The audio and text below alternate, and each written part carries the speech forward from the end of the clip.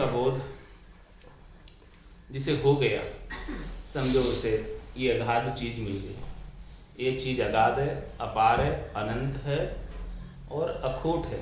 ये खुटने वाली नहीं है, समाप्त होने वाली नहीं है। ऐसी अगाध चीज का जो बोध हो गया, तो ये अगाध चीज क्या फरमा रहे हैं? आपे मते चढ़े तन माए।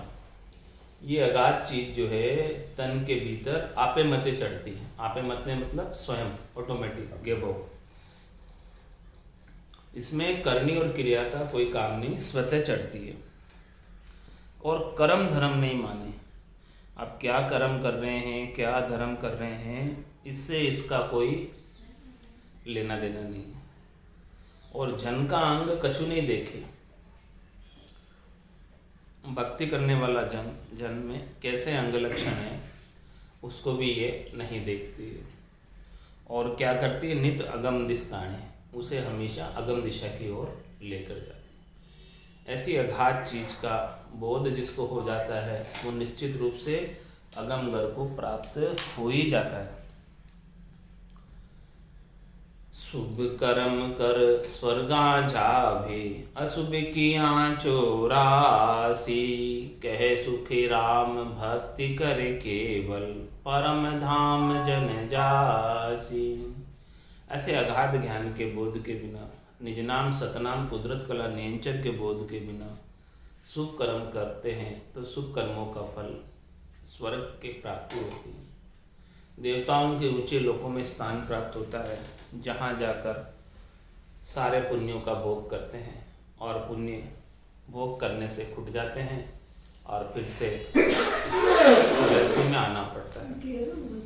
और अशुभ किया 84, और जो अशुभ कर्म करते हैं वो निश्चित रूप से 84 में जाना पड़ता है। पाप कर्मों का जो भी फल है वो सब 84 लाख जीवाणु के अंदर भोगना पड़ता है। पशुओं की योनि में भोगना पड़ता है।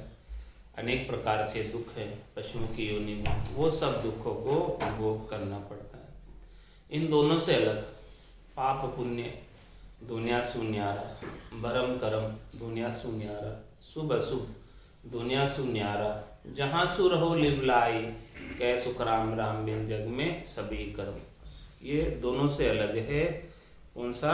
कै सुख राम भक्ति कर केवल, केवल्य की जो भक्ति है वो दोनों से अलग। न वो शुभ में आती है और न अशुभ में आती है, न वो पाप में आती है न पुण्य में आती है, न वो भरम में आती है न वो कर्म में आती है, सबसे न्यारी। तो कै सुख राम भक्ति कर केवल, अब आपको करना ही है, मनुष्य शरीर प्राप्त ही हुआ है तो सबसे श्रेष्ठ चीज है वही क्यों न करें, ताकि ये परम पद प्राप्त हो जाए, अनंत पद प्राप्त हो जाए, हमेशा हमेशा के लिए जन्मने और मरने से छुटकारा प्राप्त हो जाए। तो कै सुखराम भक्ति कर केवल, परम धाम जन जासी। जो भी केवल की भक्ति करेगा उसे निश्चित रूप से परम धाम प्राप्त हो जाएगा। इसमें कोई दो राय वाली बात नहीं। क्यों हो जाएगा उसका भी महाराज कारण देकर समझा रहे कि जागियो नाम तंथर हरियो, जद तद केवल पासी। लाखा गुना खून पड़ जावे तो ये मिनखा दे तो आसी। जात जात आनंद कर जासी, आगे पीछे सोई। मिनखा दे बिन और धैर्य, यो अंश दरे नहीं। ऐसा इसमें निज नाम के अगाध बोध में पराक्रम, निज नाम के बोध में ऐसा पराक्रम। इसका बोध होता है महाराज, हमारे ज्ञान का बोध होता है, करनी में नहीं है। जो चीज करनी में नहीं है उसका बोध होता है। बोध होने का मतलब अनुभव में आता है।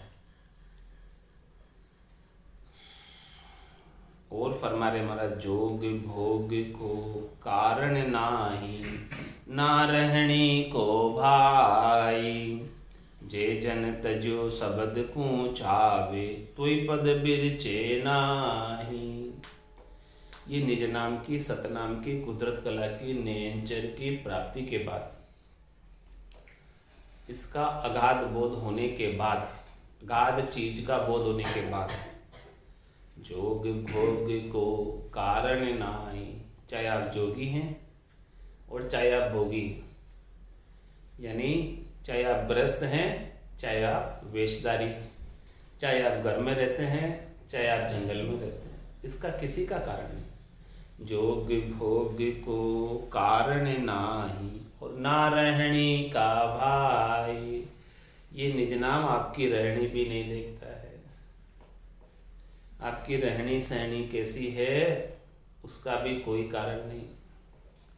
महाराज फरमाते कि आपको शरीर के लिए जो कुछ भी सहज सहज में करना है सब करो। कह सुखराम देही के ताई, करो सकल विद कारण नाही, मोक्ष काज विद एक नहीं चाहिए, सदगुरु शरण प्रीत कर रही।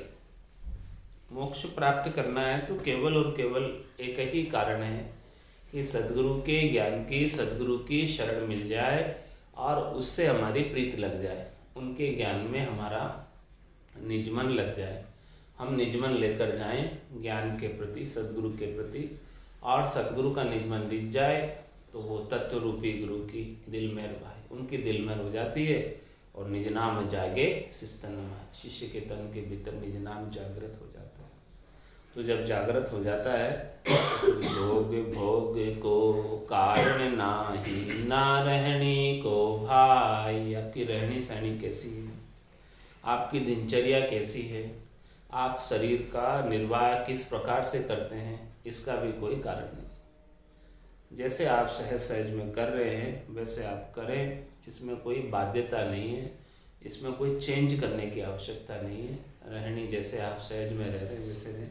बस मोक्ष प्राप्ति तो केवल निज नाम से होगी, न रहनी से होगी, न जोग से होगी, न भोग से होगी, किसी से नहीं होगी। जे जन तजु शब्द को चावे, तो पद बिरचे नाई। और क्या गुण है इस पद, इस निज नाम के अगाध बोध में, कि किसे ये शब्द प्राप्त हो गया, निज नाम प्राप्त हो गया, सतनाम प्राप्त हो गया, और वो बोले कि यार ये क्या चीज़ हो गई मेरे तो अब आठों एक और धुनी सुनाई देती रहती है, अब मैं कुछ और अन्य कार्य करना चाहता हूँ तो ये करने नहीं देता है। सोमू तो सोवण नहीं देवे और जगसु हेत न बांधे, ये कुछ करने नहीं देता है संसार से जुड़ाव, और इसकी ध्वनि इतनी तेज होती है कि मुझे तो नींद भी पूरी नहीं लेने की इच्छा होती है, जितना समय इसका ज़्यादा आनंद लूँ ऐसा लगता है। तो अब ये क्या हो गया मुझे, मेरे क्या कोई रोग तो नहीं लग गया, ऐसा कोई सोचते। तो जे जन तजियो शब्द को चाहे, इसे कोई तजना चाहे अब एक बार प्राप्त हो जाए कि मुझे अब नहीं चाहिए, तो ये पद बिरचे ना है। तो महाराज हमारे ये पद आपको नहीं छोड़ेगा, क्योंकि इसने एक बार आपको अपने पास स्थान दे दिया तो वापस जो है आप इससे अलग नहीं हो सकते। एक बार बस जुड़ गए सो जुड़ गए, अब न्याय नहीं हो सकता। ऐसा इस शब्द ब्रह्म का पराक्रम, बस इसके साथ संबंध जुड़ गया, अब आप अलग होना भी चाहो तो नहीं हो सकते।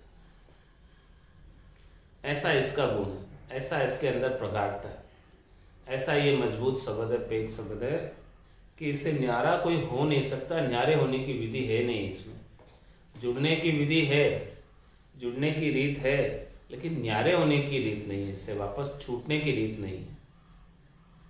एक बार शब्द ब्रह्म के संग कर लिया तो बस वो निश्चित रूप से अब उसे परम पद में जाने जाना, अब वो त्रिलोकी में नहीं रहेगा, नहीं रहेगा त्रिलोकी में। क्या कारण है इसका दृष्टांत देकर समझा रहे महाराज। जूनर आप हाथ गढ़ फांसी, लेर झूले को कोई, पीछे कछु खोलने लागो, तो वा नरम न होई। कैसा है महाराज फरमाने कि कोई नर जो है अपने हाथ से ही स्वयं गले में फांसी डाल देता है और फांसी पर झूल जाता है, और फिर वो सोचता है कि नहीं मुझे तो नहीं मरना था, अब मैं इसे खोलना चाहता हूँ। तो महाराज हमारे वो फांसी का फंदा जो है फिर खुलता नहीं, नरम नहीं होता। ये उसी प्रकार है, एक बार किसी मिल गया तो वो निश्चित रूप से त्रिलोकी से काट कर, त्रिलोकी से न्यारा करके चौथे लोक में पक्का ही लेकर जाएगा। ये हमारा दृष्टांत देकर कंफर्म कर रहे हैं इस बात को कि इस प्रकार से इसका स्वभाव है। ऐसो सत्य शब्द ओ कहिए, अंग को कारण नाही। ए तो हंस लेर वहाँ जासी, पूर्ण पद के माई। ऐसा शब्द है ये, जिसमें वो जन के अंग को नहीं देखता है। जन के अंग लक्षण क्या है उसका कोई कारण नहीं है। अच्छे अंग लक्षण है, खोटे अंग लक्षण है, जैसे भी हैं वो वैसे को लेके जाता है। इसमें ऐसा नहीं है कि सारे अंग लक्षणों को सुधारूंगा तब लेके जाएगा, नहीं, वो जैसा है वैसे को एक्सेप्ट कर लेता है। ऐसो सत्य शब्द ओ कही, ऐसा सत शब्द कहलाता है। सत शब्द ऐसा है, अंग को कारण नाही। भक्ति करने वाले जन के अंग लक्षणों का कोई कारण नहीं है इसमें मोक्ष में जाने में। जैसे भी है उसका स्वभाव जैसा हो कोई बात नहीं, जिसको प्राप्त हो गया उसको लेकर जाएगा। ए तो हंस लेर वहाँ जासी, ये तो निश्चित रूप से हंस को लेकर जाएगा ही जाएगा। कहाँ ले जाएगा? पूर्ण पद के माई, उस पद में ले जाएगा जहाँ पर जाकर वो पूर्णता को प्राप्त हो जाए, उसकी सारी अपूर्णता समाप्त हो जाए, उसकी सारी चाहना समाप्त हो जाए, वासना समाप्त हो जाए, आशा समाप्त हो जाए, तृष्णा समाप्त हो जाए, मनोरथ समाप्त हो जाए, मनोकामना समाप्त हो जाए, संकल्प विकल्प समाप्त हो जाए, तभी वो पूर्ण पद कहलाता है, पूर्ण कहलाता है। जो पूर्ण काम हो जाता है, जिसकी कामना अब कुछ शेष नहीं रह गई, वो पूर्ण पद का वासी। तो ऐसे पूर्ण पद के अंदर वो निज नाम लेकर जाता है, सतनाम कुदरत कला लेकर जाता है, बिना उसके अंग लक्षणों की तरफ देखे, बिना उसके लक्ष्य कुलच की तरफ देखे। यदि उसके लक्ष्य कुलच की तरफ देखने लग जाए तो हमारे अंदर तो इतने कुलक्षण है, इतने कुलक्षण है, हम तो कुलक्षणों की खान है, तो हमारा तो उद्धार कभी हो ही नहीं सकता यदि वो निज नाम हमारे कुलक्षणों की तरफ देखने लग जाए। वो तो उसका बिड़द है। क्या बिड़द है? लेकर जाने का। उसका बिड़द की तरफ देखता है, अपने अंग लक्षणों की तरफ नहीं देखता। उसका बिड़द ऐसा है कि उसका जन का अंग लक्षण कैसा भी है उसकी तरफ दृष्टि नहीं करके वो अपने तरफ दृष्टि करके और उसको लेकर जाएगा। मेरा लक्ष्य देखो, राम बिड़द दिस जोई, वो राम जी के बिड़द की तरफ देखता है, मेरे अंग लक्षण की तरफ नहीं देखता। अटके नहीं बिचे किसी हूँ से, ना कोई आडो आवे, माया ब्रह्म सकल ही धूजे, सब कोई दर्शन चावे। ये शब्द इतना जबरदस्त है, पेक है, समर्थ है, सबल है। अटके नहीं बीचे किसी हूँ से, बीच में किसी से नहीं अटकता, कोई इसे अटका नहीं सकता, कोई इसे रोक नहीं सकता बीच में। अटके नहीं बीचे किसी हूँ से, और ना कोई आडो आवे। इस शब्द के सामने आड़ा आने की किसी में शक्ति नहीं है, ताकत नहीं है। जमराज भी इसके सामने आड़ा नहीं आ सकता, जमराज भी इसे रोक नहीं सकता। जम माने मर जात, चाल पासे नहीं आवे, दूरासु डंडो साध का दर्शन। जमराज भी अपनी मर्यादा में रहता है, अपनी हद में रहता है, अपनी मर्यादा मानता है, इस शब्द का दर्शन चाहता है, उसके पास नहीं आता है। तो अटके नहीं बीचे किसी हूँ से, कोई इसे रोक नहीं सकता। ना कोई आडो आवे, माया ब्रह्म सकल ही धूजे, सब कोई दर्शन चावे। माया और ब्रह्म सब इससे जूझते हैं, सब इससे डरते हैं। माया और ब्रह्म इसे रोक नहीं सकते, क्योंकि माया और ब्रह्म सब इसके अधीन।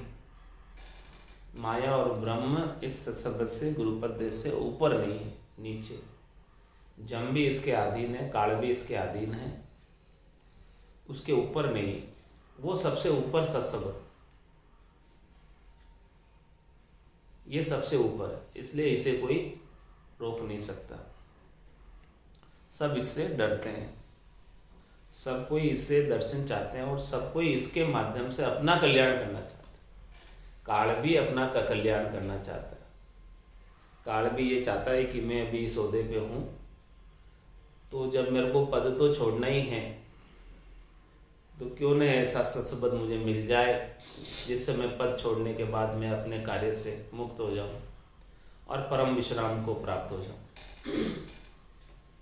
तो सब कोई इसके दर्शन चाहते हैं और इससे अपना कल्याण करना चाहते हैं इसके माध्यम से। मिणिया छेक मेरे को बींदे, अला पिंगला जागे, दोनों दिशा गिगन को घेरा, ध्यान त्रिकुटी लागे। मिणिया छेक मेर को बिंदे, जितनी भी मिणिया है, जितनी भी गांठें हैं, उन सब गांठों का छेदन कर लेता है। मेरुदंड के अंदर स्वर्ग की 21 गांठें हैं, उनका छेदन भी कौन करता है? यही करता है, सत्संग करता। मिनिया छेक मेर को बींदे, मेरुदंड का भी भेदन कर देता है। और वहां से मेरुदंड से आगे किसको जागृत कर देता है? अला पिंगला जागे, ईडा नाड़ी चंद्र नाड़ी को चेतन कर देता है। पिंगला नाड़ी सूर्य नाड़ी को चेतन कर लेता है। राइट हैंड की तरफ जो नाड़ी आ रही है, राइट नासिका, ये पिंगला है, सूर्य नाड़ी। लेफ्ट हैंड की तरफ से जो नाड़ी आ रही है वो ईडा है, चंद्र नाड़ी। तो अला पिंगला जाग, इन दोनों नाड़ियों को जागृत कर देता है। नाड़ियां तो सबके पास है, लेकिन सारी नाड़ियां सुसुप्त है, सोई हुई है, जागृत नहीं है। इनको चेतन कर देता है। कौन करता है चेतन? सत्संग इनको जगा देता है, सोई हुई को। ताला ताल कबदी खोले रणम काट दूं आगम बोले, आगे से आगे इड़ा पिंगला सुखमन नाड़ी, तीनों बहे संत के लारे। हाँ, तीनों ही नाड़ियां संत के साथ बहने लगती है, इस निजनाम के साथ चेतन हो जाती है, जागृत हो जाती है और बहने लगती हैं।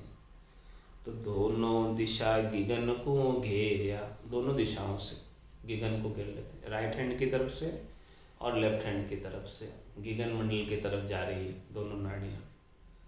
और ध्यान त्रिकुटी लागे, और ये त्रिकुटी में आकर त्रिवेणी संगम होता है इनका, इडा का, पिंगला का और सूक्ष्मणा का। ये तीनों त्रिकुटी के अंदर फिर ध्यान लग जाता है। सुखमण पोल गिगन की खोलर, सिर ऊपर होए आवे, त्रिकुटी महल खोल 10 माही, नैन उलट पलटावे। तो इड़ा और पिंगला ये दोनों तो नाड़ियां दोनों तरफ से आई है। पिंगला राइट हैंड की तरफ से आई है और इड़ा लेफ्ट हैंड की तरफ से आई है। और सुखमण पोल गिगन की खोलर, सुखमणा कहाँ से आ रही है? एकदम ऊपर से आ रही है, सीधी गिगन मंडल की पोल को खोलती हुई। सुखमण पोल गिगन की खोलर, सिर ऊपर होए आवे, त्रिकुटी महल खोल 10 माही। ये त्रिकुटी महल को खोलकर अंदर धस जाते। नैन उलट पलटावे, जब ये चेतन हो जाती है सुखमणा भी, बीच वाली सभी नाड़ियाँ चेतन हो जाती है, तब महाराज फरमाने की त्रिकुटी के अंदर ऐसा आनंद आने लगता है, सब प्रकार का आनंद त्रिकुटी में सूझने लगता है, दिखाई देने लगता है। तो पहले जो नयन है वो बाहर के दर्शन कर रहे थे, आंखें खुली हुई थी, खुली हुई आंखों से बाहर के दृश्यों का सुख ले रहे थे। लेकिन अब भीतर में ऐसा दृश्य दिखने लगा आनंद का कि वो नयन बाहर के दर्शन करना छोड़ दिए। अब कभी बाहर के दर्शनों में इतना रस नहीं है जितना रस भीतर के दर्शन में आ रहा है। तो नैन उलट पलटावे, नैन उलट गए। नैन पहले बहिर्मुखी थे, बाहर के दर्शनों का सुख लेते थे, अब नैन उलट के बंद हो गए नैन, और भीतर के दर्शनों का आनंद ले रहे हैं। तो इस प्रकार से नयन पलट गए, बहिर्मुख थे, अंतर्मुखी हो गए। उसकी दिशा जो है ना बाहर से हटकर भीतर की तरफ हो गई, नयनों की दिशा बंद होकर भी बहुत अधिक आनंद को अनुभव कर रहे हैं घट के भीतर ही। सुख सो रीत कहन की सरदा, मुख की हाजत नाही, जो हंस सुनो जान सी या विद, उलट आद गर जाई। इतना सुख आता है त्रिकुटी के अंदर भजन के माध्यम से कि उस सुख को बखान करने की मुख की हाजत नहीं, मुख की श्रद्धा नहीं, मुख के द्वारा कहकर बताया नहीं जा सकता, इतना भारी आनंद है। सुख सो रीत कहन की सरदा, मुख की हाजत नाही। मुख की सामर्थ्य नहीं है, ऐसा आनंद अनिर्वचनीय वचनों में कहकर नहीं बता सकते कि देखो कितना भारी आनंद है। तुम्हारा हमारे फिर ये आनंद को कैसे बताऊं, कैसे जाने। तो उसके लिए कह रहे हैं कि जो हंस सुनो जान सी या विद, ये विद को, ये विद, ये रीत किसी हंस के घट में बन जाएगी तभी वो जान पाए। बाकी तो मुख से कहकर तो मैं नहीं बता सकता, और मैं बताऊं तो वो विश्वास भी नहीं करे। संतो कैया पत्नी आवे, वो संतो कैया पत्नी आवे, कृपा करे दया गुरुदेव जी, जब शिष्य का ब्रह्म जान। जो हंस सुनो जान सी या विद, उलट आद गर जाए। जो हंसवती आत्मा इस विद को जान लेगी, इस रीत को अपने गटपड़चों के माध्यम से अनुभव कर लेगी, जिसके घट के भीतर ऐसे आनंद की अनुभूति सतत रूप से हो रही है और निष्पत त्रिवेणी में स्नान कर रहे हैं, वो निश्चित रूप से इस प्रवृत्ति पसारे से उलटकर, इस संसार से उलटकर आद घर की, निज घर की प्राप्ति करें। उलट आद घर जाए, आद घर में निश्चित रूप से पहुंच जाएंगे। जिसको ऐसी रीत, जिसके ऐसा गटपड़चों का आनंद गट के भीतर आ रहा है, वो निश्चित रूप से आदगर में जाएगा ही जाएगा। इसमें कोई दोहराई वाली बात नहीं है, इसमें कोई संशय वाली बात नहीं है। ये इसमें संशय नहीं करना कि मेरा मोक्ष होगा कि नहीं होगा, मुझे परम पद मिलेगा कि नहीं मिलेगा। निश्चित महाराज गारंटी लेके कह रहे हैं कि उलट आदगर जाए। जिसके ऐसी गटपड़चों का आनंद आ रहा है तो समझो कि वो पक्का ही जाएगा, इसमें कोई संशय वाली बात नहीं। कहाँ लग कहूँ जगत यूं दी से, जो बालक जुग होई, मैं जो चढ़िया शिखर पर ऊंचा, यूं जुग बासन कोई। महाराज हमारे कि मैं कहाँ तक कहूँ, मुझे अब जगत कैसा लगता है। संसार के लोग जो बहिरंग पर्चों में लगे हुए हैं, हद के क्रियाकलापों में लगे हुए हैं, ऊपर के व्यवहारों में लगे हुए हैं, वो कैसे लगते हैं मुझे, बालकों की तरह। जैसे बालक बेलू मंदिर बनाया, ताम में बसी कहो पुण्य सच पाया। अब मुझे सारे संसार वाले बालक बुद्धि लग रहे हैं, बालकों की तरह लग रहे हैं। जैसे रेत का मंदिर बनाते हैं और फिर उसमें थोड़ी देर खेलते हैं और फिर तोड़ तुड़ा के आ जाते हैं अपने घर पे। तो वैसे ही सारे संसार वाले मुझे लग रहे हैं कि सारे संसार वाले ऐसा ही कार्य कर रहे हैं, हद के व्यवहारों में लगकर, संसार के व्यवहारों में लगकर ऐसा ही कार्य कर रहे हैं जैसे बालक खेल खेलते हैं। इसके अंदर बालकों के खेल में कोई सत्य तो नहीं होता। मैं जो चढ़िया शिखर पर ऊंचा, यूं जुग बासन कोई। महाराज फरमाने कि जब मैं शिखर पर चढ़ गया, यानी केवल पद आनंद पद प्राप्त हो गया, तो अब मुझे जगत का वास, जगत का निवास बालकों के खेल की तरह लगता है। कि संसार के अंदर ये बालक बुद्धि सारे नर नारी क्या कर रहे हैं, क्यों नहीं ऐसा परम आनंद को, परम पद को, परम ज्ञान को प्राप्त करके हमेशा हमेशा के लिए क्यों नहीं मुक्त हो जाते हैं। ऐसा आनंद वापस मिलने वाला नहीं है।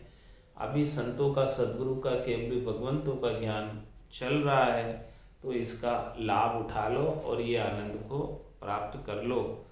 ये आनंद फिर नहीं मिलने वाला। अभी मिल गया तो मिल गया, और फिर आप इच्छा करोगे तो भी नहीं मिलेगा। बिना संतों के, केवली भगवंतों की कृपा के ये आनंद प्राप्त नहीं होता है। संतां देखा इचे रज भाई,